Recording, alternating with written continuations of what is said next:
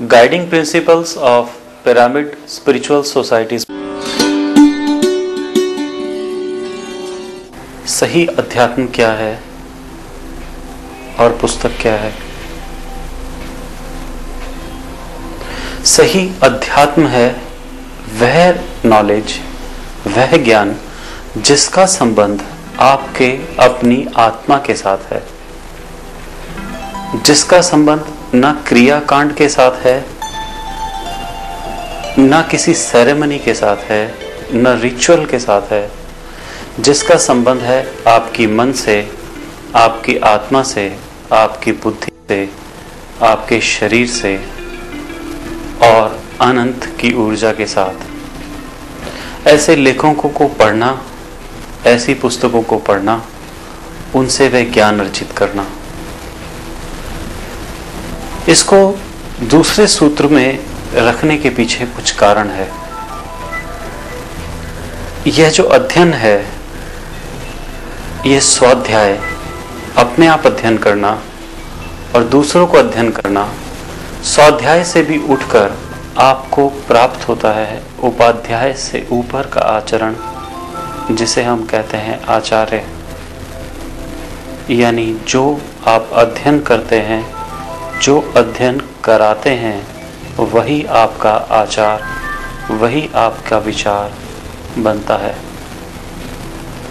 सही पुस्तकों को पढ़ने से हमें वह ज्ञान प्राप्त होता है जिस ज्ञान से हम अपनी तुलना स्वयं अपने आप कर सकते हैं।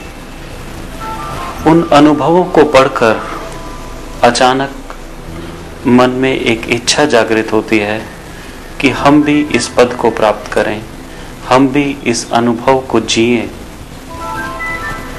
वह यात्रा केवल जानने तक सीमित नहीं रहती।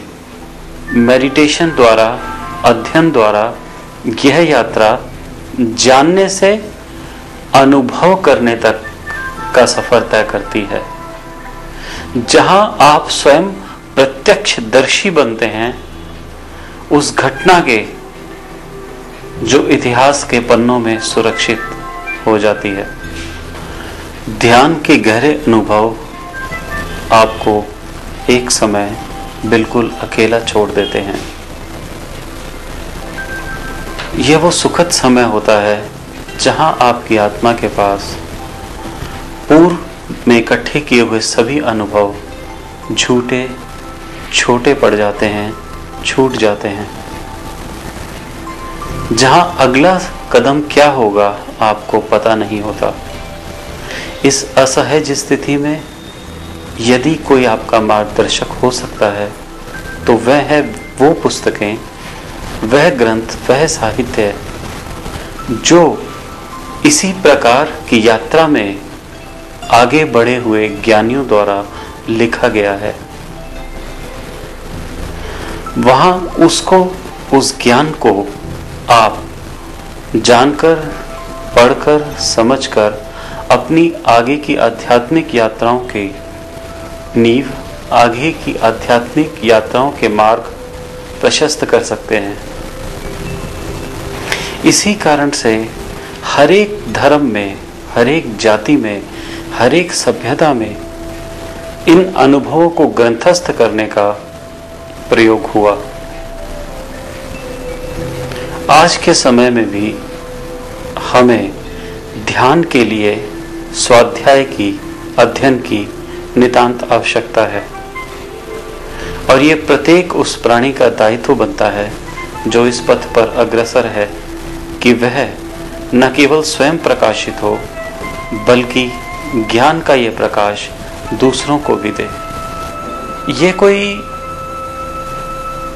अचानक यूं ही नहीं हुआ कि इतिहास में पुराने से पुराने समय में ऋषि महर्षियों ने इस ज्ञान को संग्रहित करने की चेष्टाएं प्रारंभ करी।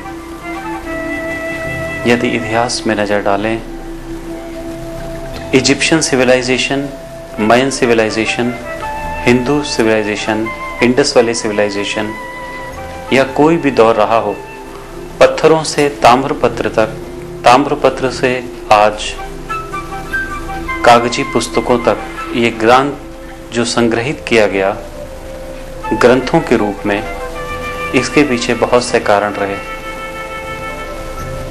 ताकि यह ज्ञान केवल व्यक्तिगत न रहे बल्कि परस्पर आपस में बढ़ता हुआ फैलता रहे और अपनी नींव और मजबूत करता रहे। मेडिटेशन करने के उपरांत अचानक आप एक ऐसे मोड़ पर आते हैं जहां पर आप अपने आप को नितांत अकेला पाते हैं, जहां कोई आपका पथ प्रदर्शक नहीं होता, जहां प्रत्येक अनुभव इतना विरल होता है कि आप ये जान नहीं पाते कि इसके अगले कदम पर क्या होगा और क्या आप करें। ऐसे में हमें सहायता पहुंचाता है हमारा साहित्य, सही आध्यात्मिक पुस्तकें।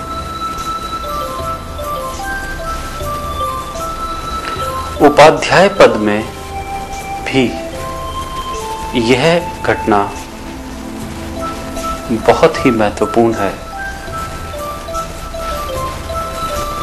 हम केवल ज्ञान अर्जित ही नहीं करते बल्कि जो पहले से अर्जित ज्ञान है उस ज्ञान का लाभ भी लेते हैं। हम केवल खुद अध्ययन नहीं करते बल्कि दूसरों को भी अध्ययन का मार्ग सुझाते हैं। इसको सरलता से कुछ यूं भी समझा जा सकता है कि वह मार्ग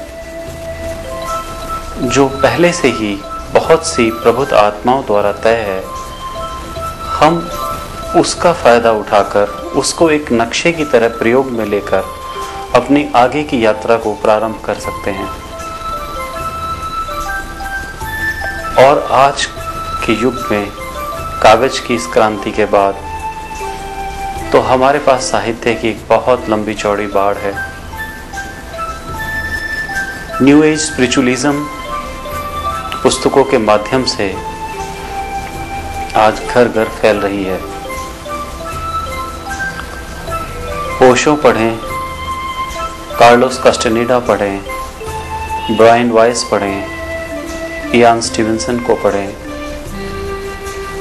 या किसी भी प्रकार की सुरुचि को जो अध्यात्म और आत्मिक केंद्र से जुड़ी हुई है पढ़ें और दूसरों को भी पढ़ने के लिए दें।